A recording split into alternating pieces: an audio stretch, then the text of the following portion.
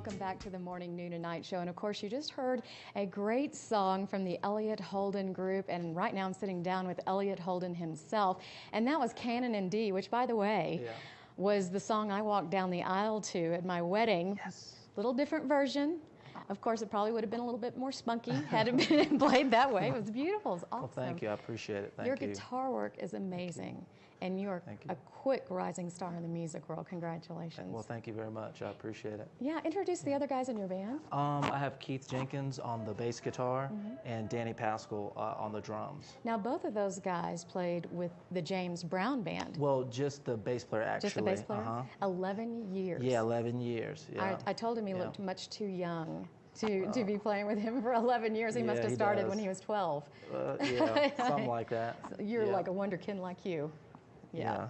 Well, you are actually born in Germany. Right. But you moved to Georgia. And most people I know who are born in Germany and move back to the States usually have military parents. Is that the case with you? Yeah, I had military parents. And, well, my dad was in the military.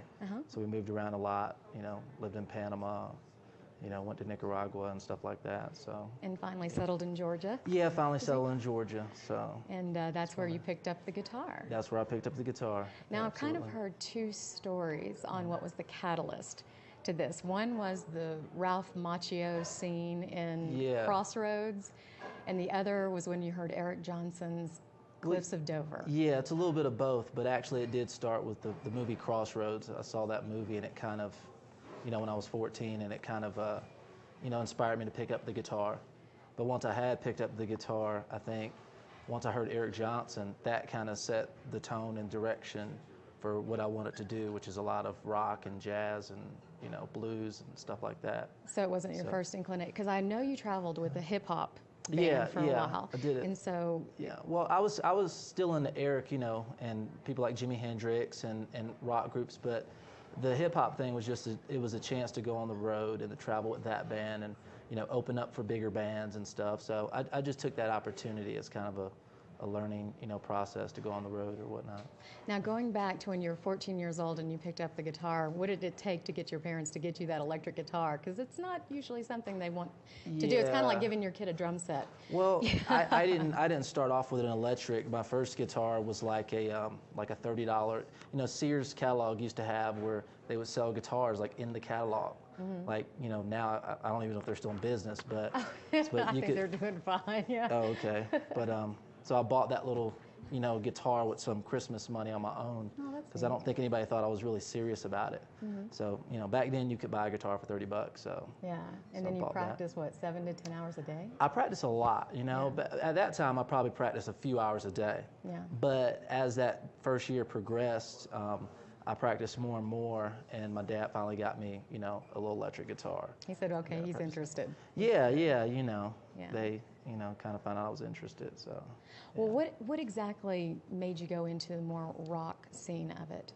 I guess, just, the melody, after seeing the movie Crossroads, and it was more coming from a blues angle, and then the classical sense too.